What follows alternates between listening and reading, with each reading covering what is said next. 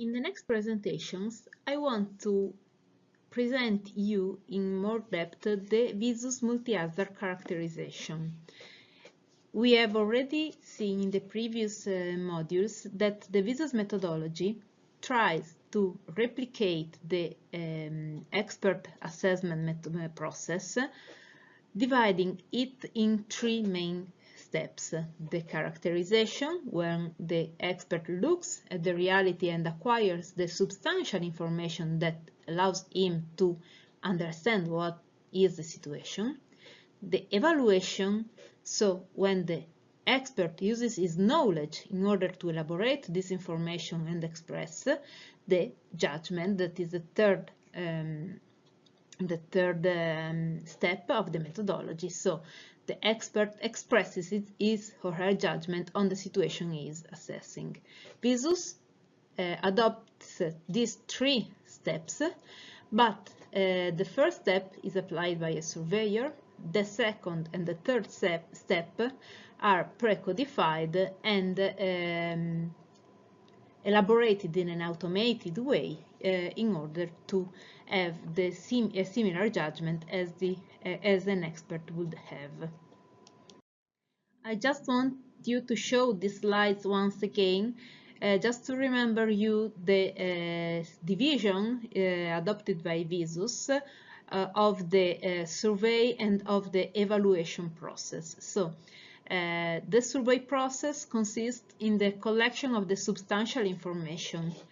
This collection of substantial information is strictly connected to the evaluation process, as the substantial information to collect was defined by the experts that expressed that used their knowledge in order to say which information is substantial and which information could be discarded during the survey. The problem here is also how to organize the survey for the collection of the substantial information and how to acquire the information.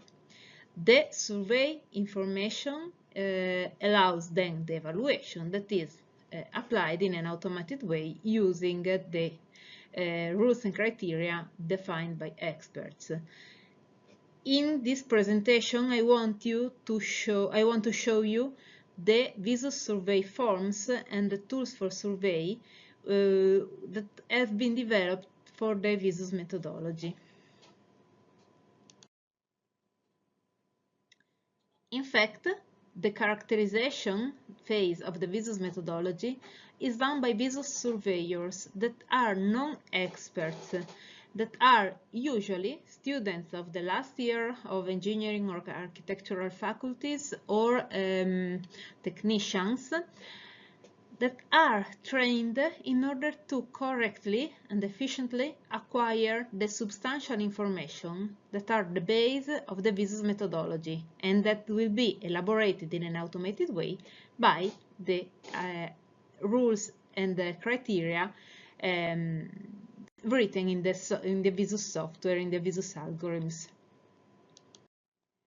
In this slide, I want to show you the set of Visus OBS that are the substantial information identified by the experts. As you can see, they can be summarized in 4 pages containing all the observables necessary for the visual inspections of the schools.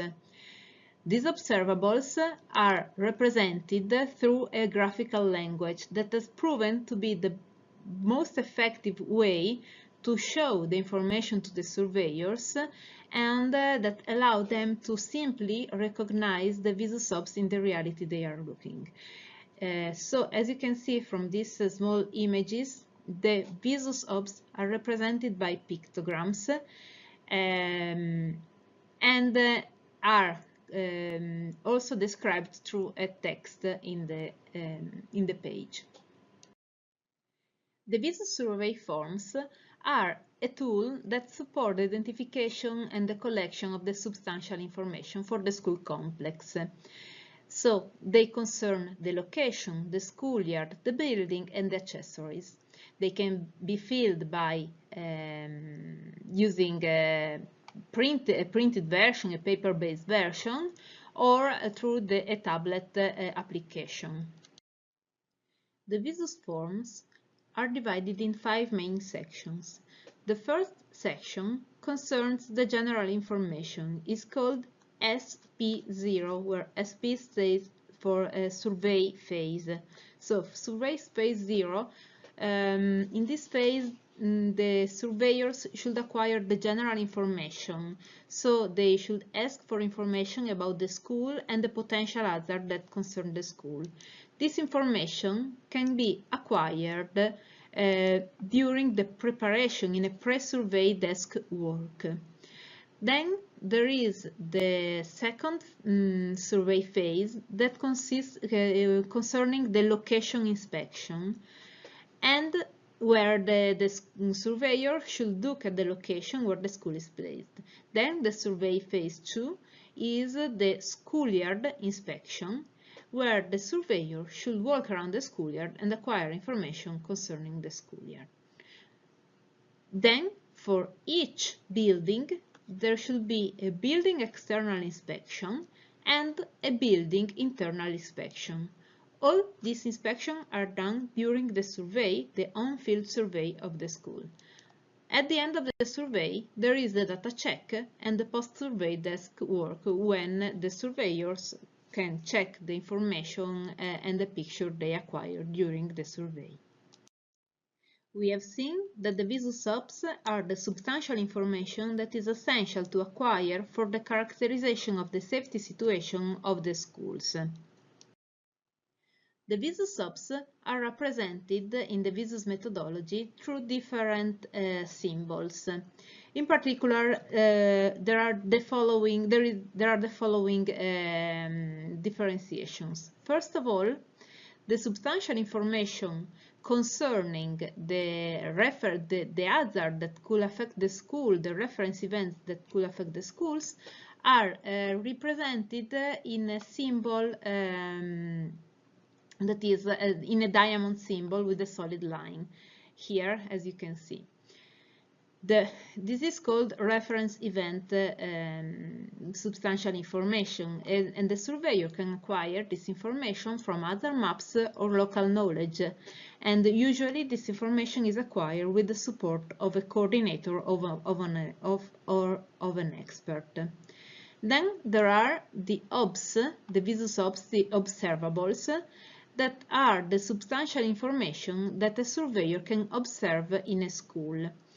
We will see that the OBS are represented by a pictogram and by a description, a brief textual description of the scenario or of the feature that has to be identified. And we will see then that each OBS has a code that provides information on each OBS. There is also there are three typologies of OBS.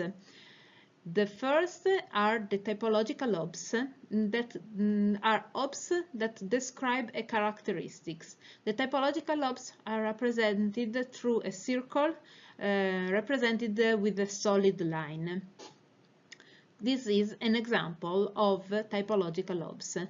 A typological OBS can be identified by surveyors by the simple observation of the reality and the direct association or identification with a pictogram. So the surveyor looks at the pictogram, looks at the reality, and can check and compare them. Then there are the behavioral OBS. A behavioral OBS describes the potential critical consequences if the referent event occurs.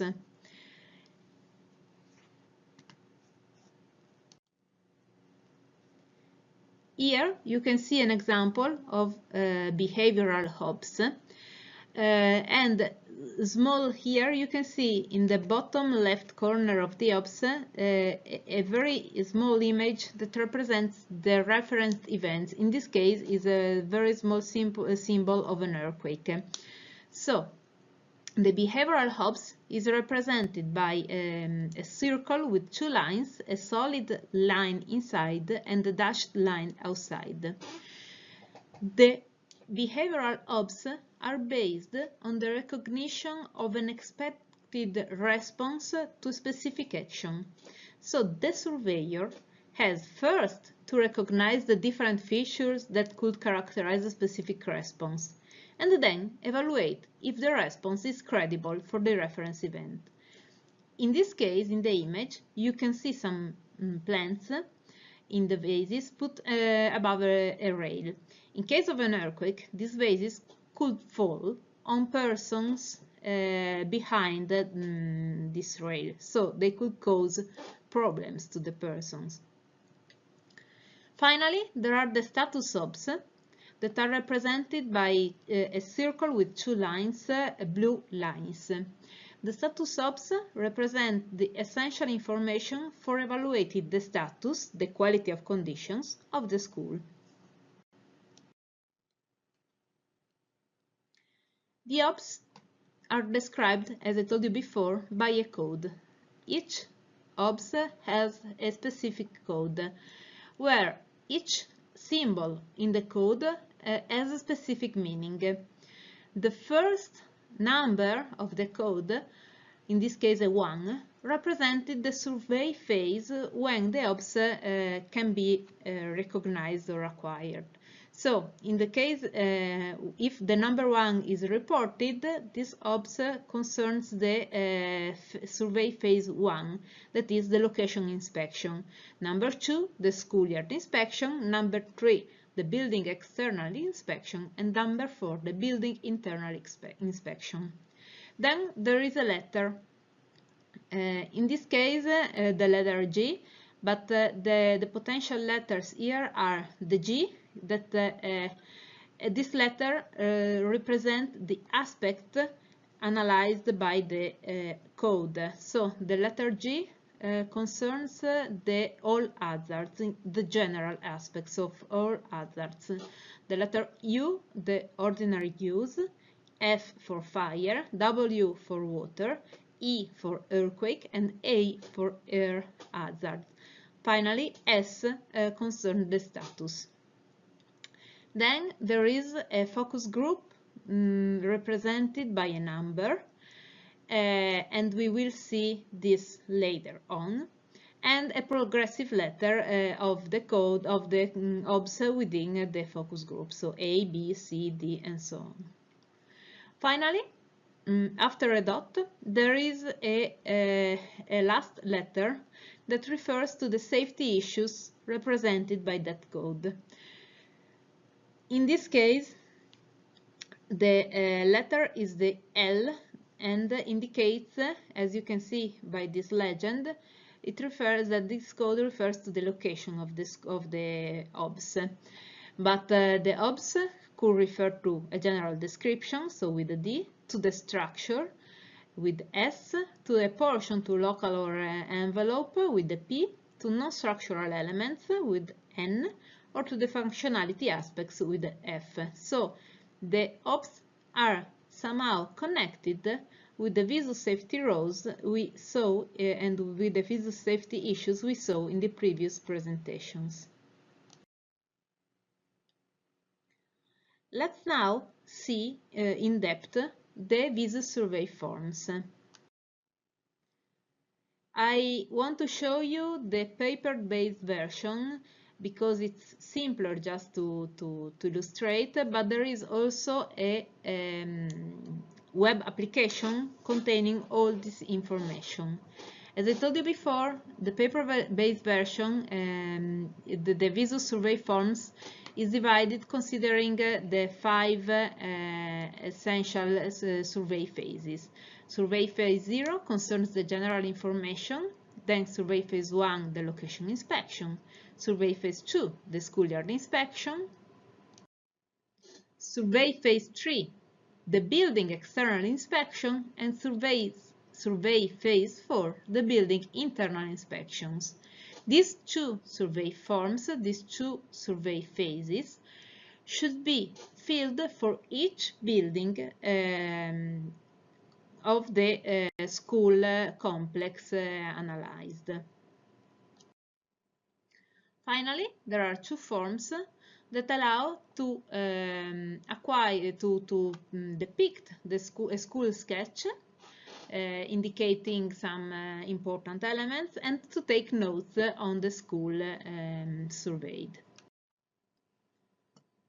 Here I want just to illustrate you some terminology used by the Visus methodology and some abbreviations adopted therein. So, as I told you before, there are different aspects analyzed by the methodology. So you can find general aspects, and there are observables required for the evaluation of all hazards.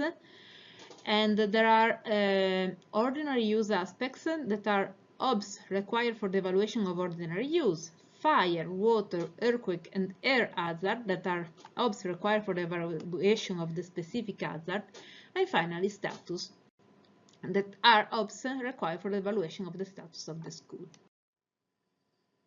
As I told you before, the Visus survey forms are available also in their digital version and can be used to collect both data and picture. So the digital version is to prefer because it allows to simpler acquire the data and also allows to have a quick check of the completeness of the acquired information. The Visus application simplifies also the procedure for the data collection, but on the other hand, obviously it requires a device for its use. Now I want just you to provide an overview of the Visus survey forms, starting from the SP0, the General Information form.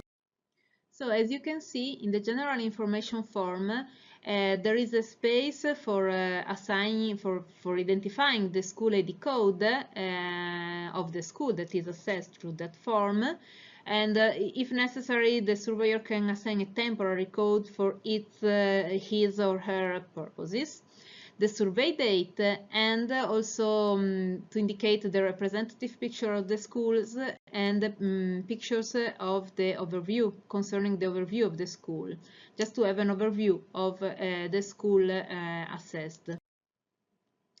Then there are school information contacts, so the information of the school name, the state where the school is, the coordinates of the school in order to represent it in the maps, the contacts of the persons in the school that in order to before going in the school in order to have a reference person there, and the information about the survey team that performs the survey of the school.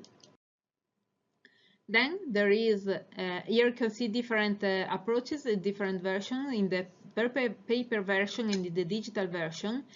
For example, in this case, you have the usage, the type of the school, if it is public, private, religious, the daily usage, if it is day only or day and night, the weekly usage, which days the school is used, and the yearly usage, in which month the school is used, and the grade levels taught.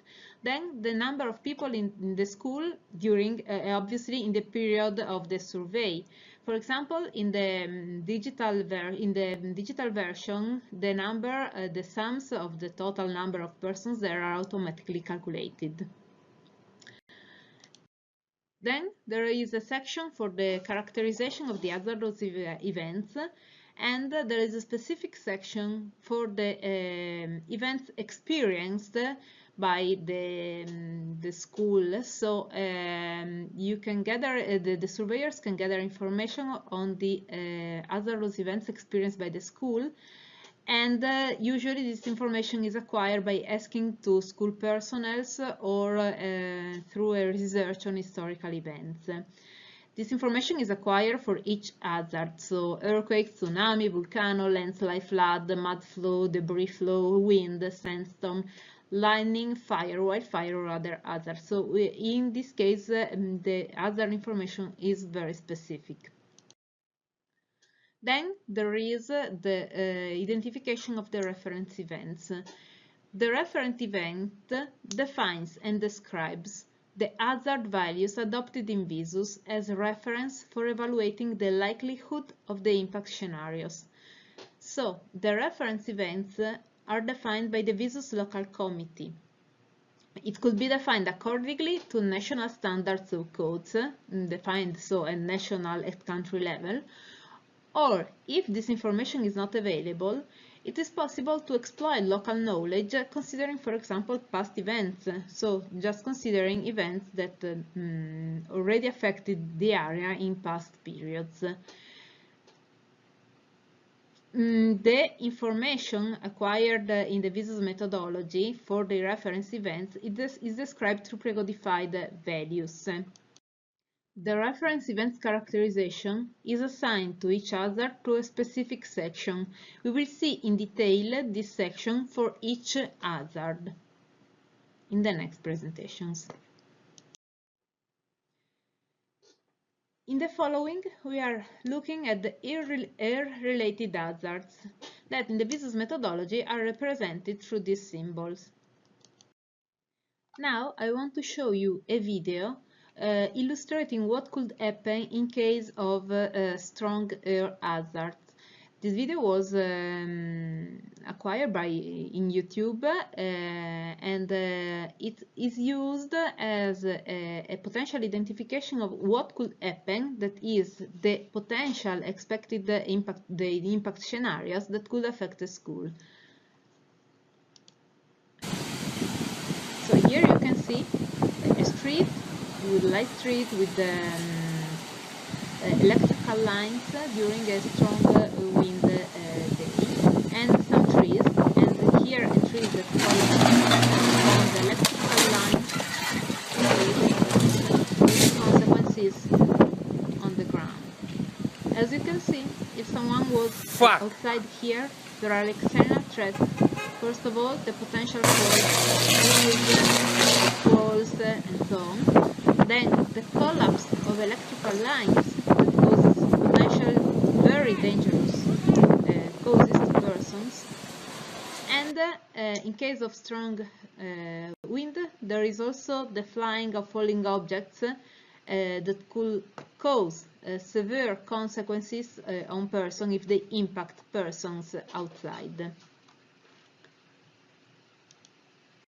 In the video, I showed you only some cases of potential consequences of strong air hazard. In the VISUS methodology, we consider all the substantial impact scenarios that could occur in case of strong air hazard.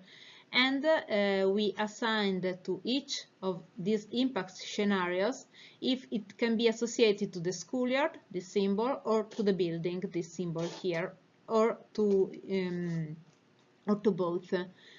In this case, in the air hazard, we identify the following potential scenarios.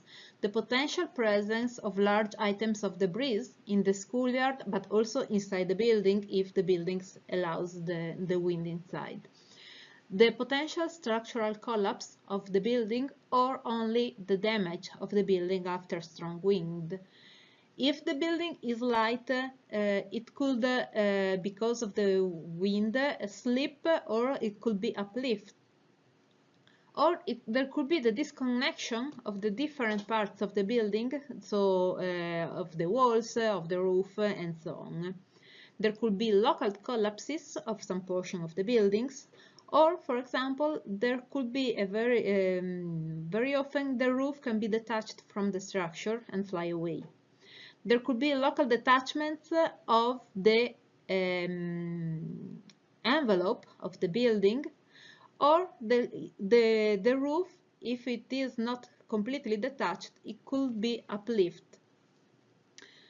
And there could be roof scrape of the roof with severe consequences or with only difficulties, and there are specific different scenarios that represent these two cases.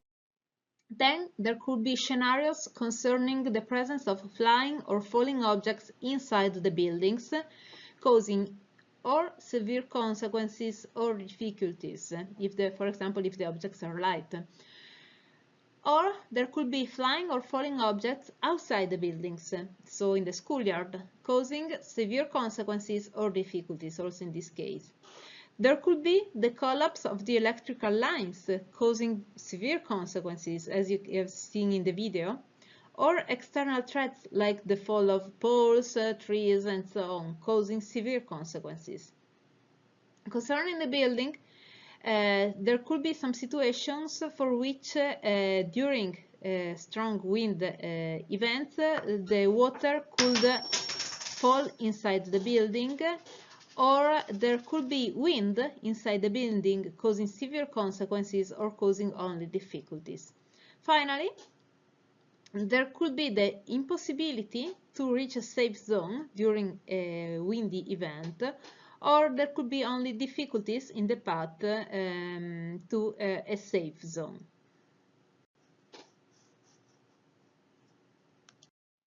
In these slides, I summarize all the elements that are required in order to characterize the air hazard and the impact scenarios I previously explained, that were the main scenarios identified by the experts.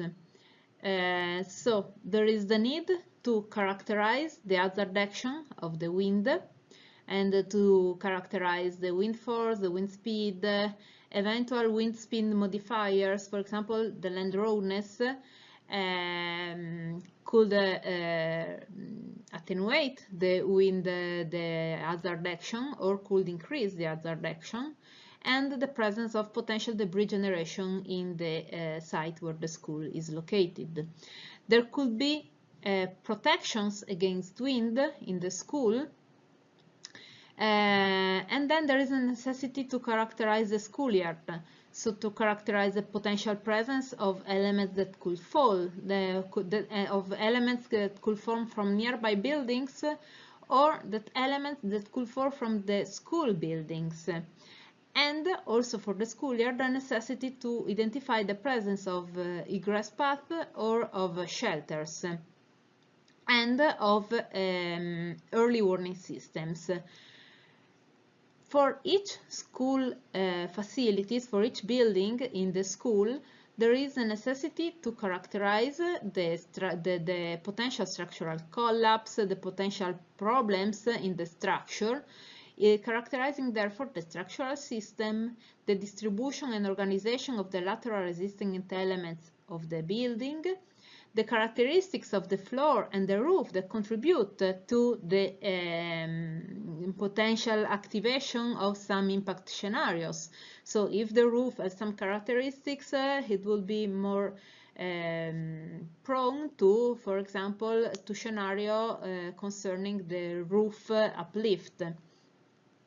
The building weight that is important, for example, in the scenario of in which we saw that the building could be uplifted and moved from its position.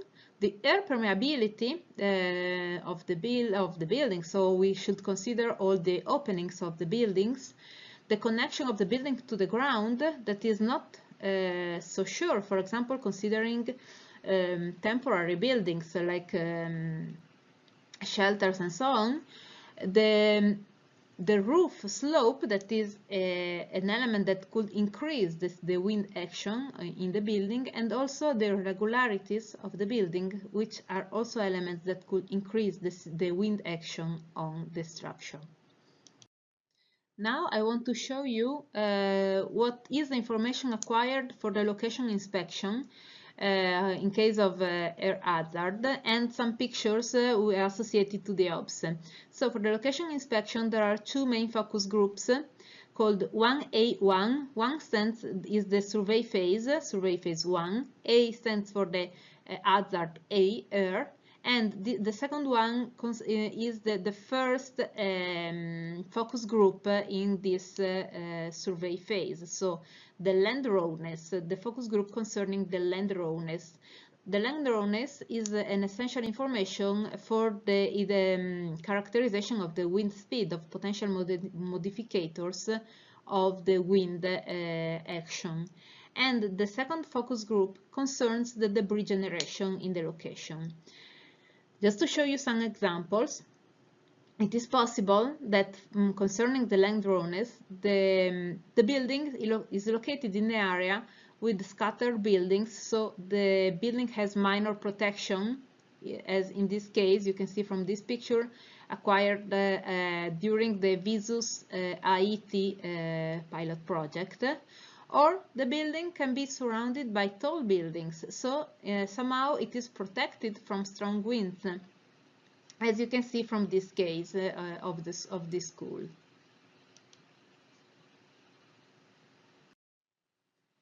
Concerning the schoolyard inspection, there are three main focus groups that the methodology assesses: the protection from wind hazard, the presence of elements that could fall because of wind hazard, and the presence of shelter. In this case, I show you an example of potential falls of trees or poles because of air hazard. You can see here the image, the photo of a tree that, in case of strong wind, could fall and impact the building. Or in this case, in the second image, you have the potential falls of suspending live lines, in this case electrical line above a school.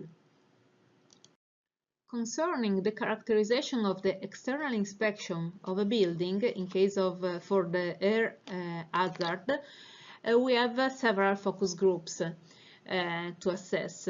First of all, there is, for the air hazard, the characterization of the potential local intensity increase. So in some cases, if buildings are in a particular predisposition, the air action could increase because and there could be, for example, wind bursts and so on. Then it is important to characterize the air permeability of the buildings, characterizing the openings. As in this example, you can have small openings that are always open, or you can have enclosed openings. So in case of wind, it is possible to enclose the openings. There will be no wind, strong wind inside the building.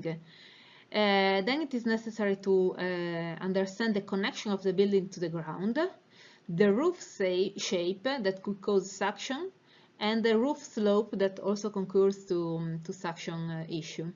The presence of irregularities in the shape of the building that could cause local stresses, local increases of the air action, and consequently local stresses in the structure. Then there could be falls from nearby buildings or elements, or falls from the building, such as in this example, there could be objects that could fall from the building after, in this case, after the egress.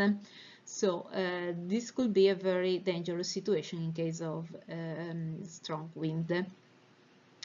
Moreover, it's important also to characterize the structure of the building, its structural system, the resistance of the material, the construction quality and the building condition, and the roof covering and the architectural features. Concerning the building internal characterization, there are different focus groups to inspect. It is necessary to inspect the connection of the structural elements to see if they can withstand the wind action. So if the roof could be uplifted or not, or detached from the walls. If there could be falls of elements or objects inside the schools in case the wind could enter into the schools. For example, in this building, the false ceiling could fall if wind enters into the building.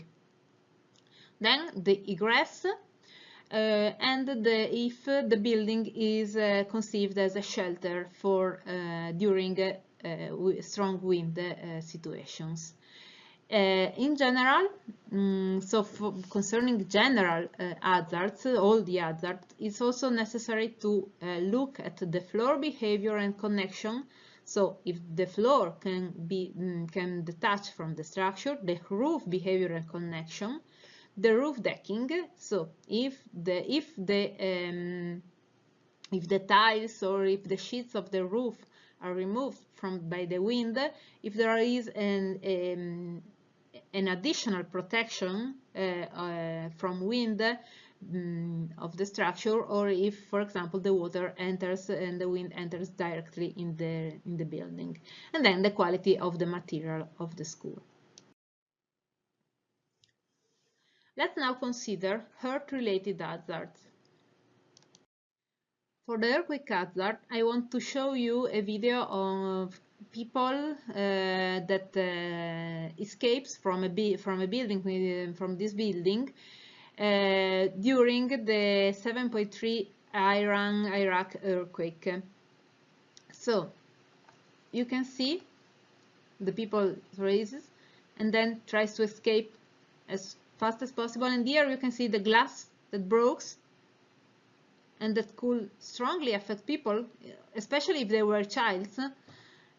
This could be a very dangerous problem, a very dangerous situation during the escape.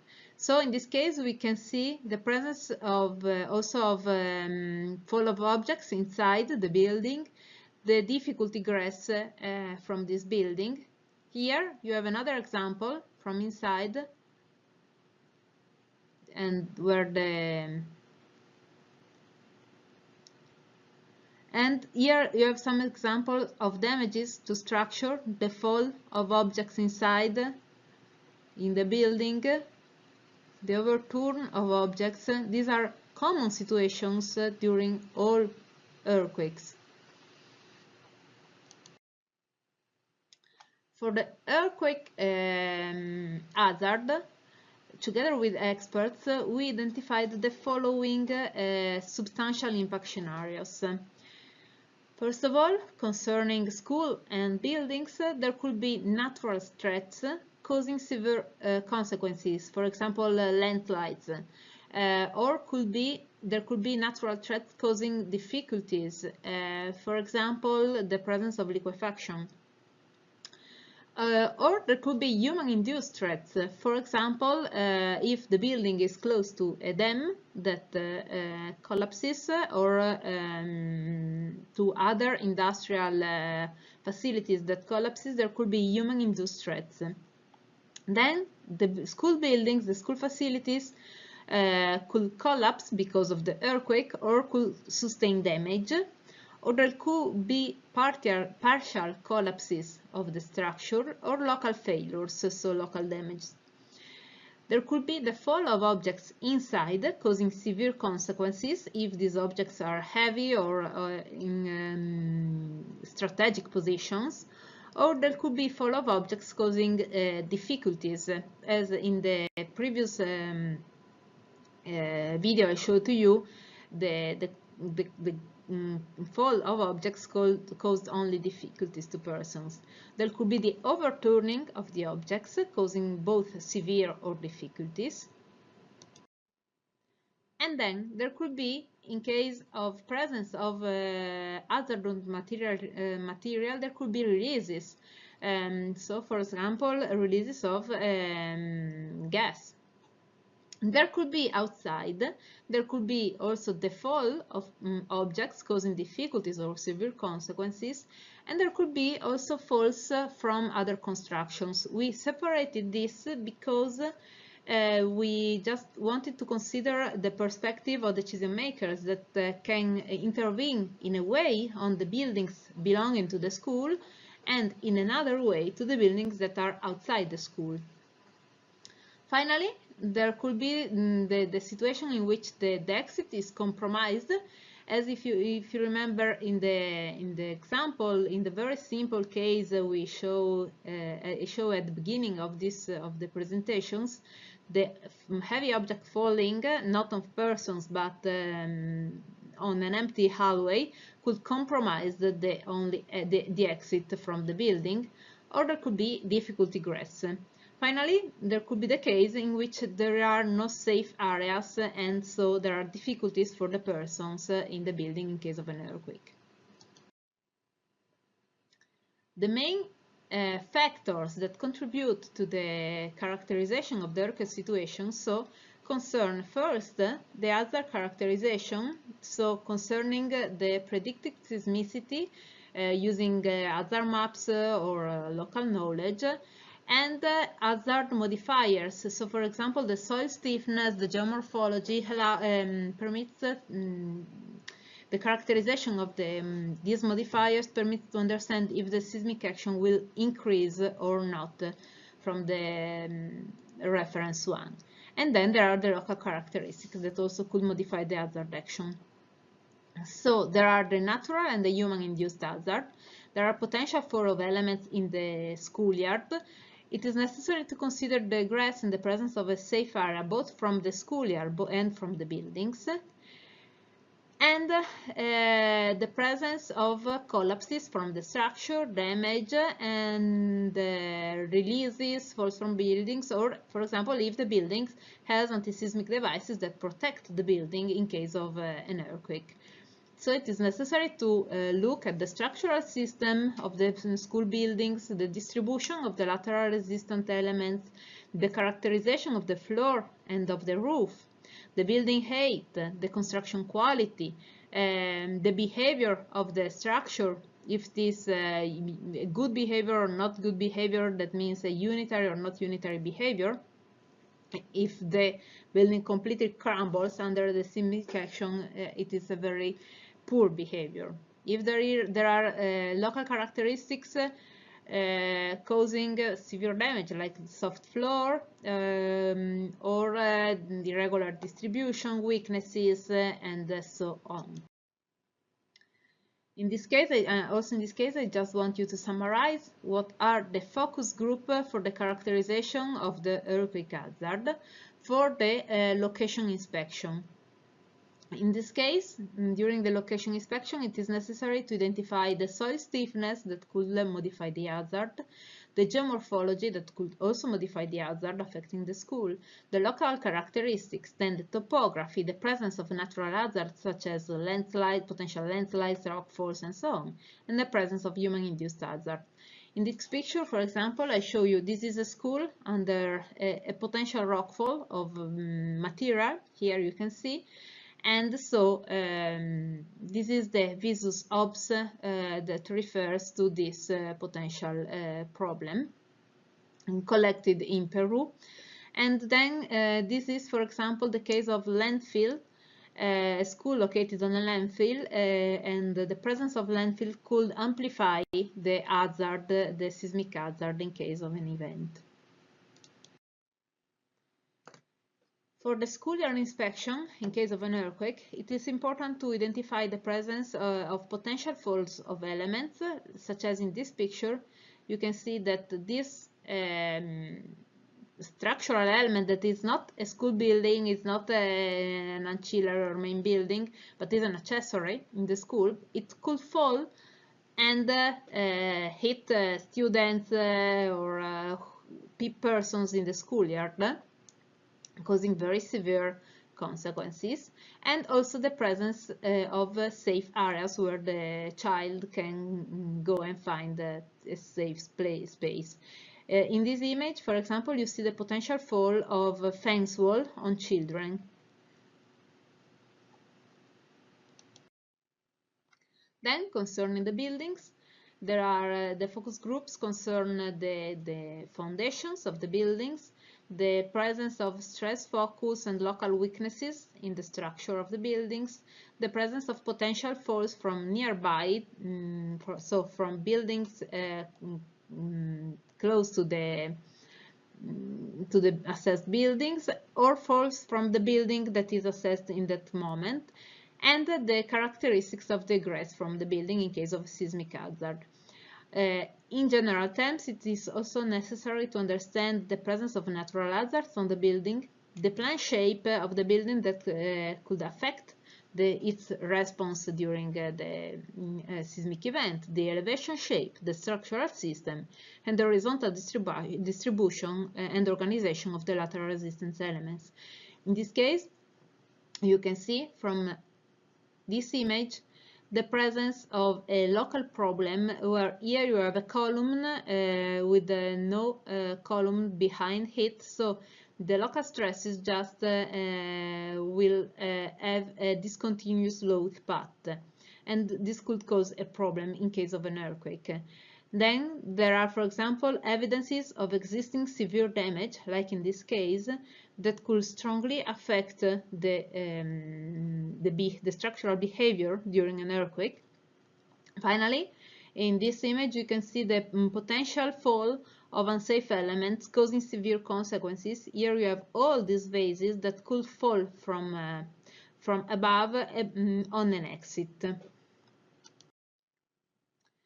Concerning the internal characterization, it is necessary to check for if the structural behavior of the building is not as a wall, the presence of soft floor, the presence of irregularities in the vertical mass distribution, the weaknesses, the potential increased stress or displacements, the failure hazards, fall of elements, the presence of eventual anti-seismic device that improve the performance of the building, and the egress from the building. Also, in this case, it is necessary to understand the floor behavior, the roof behavior, and the weight of the building. In this image, I just show you some example of critical weaknesses. You see here, in order to permit the passage of this pipe, this arc was strongly affected, causing a local very strong weakness. And also in this case, there could be the overturn of these non-structural elements, but they are heavy, and if they fall, they could cause very severe consequences on children in the school.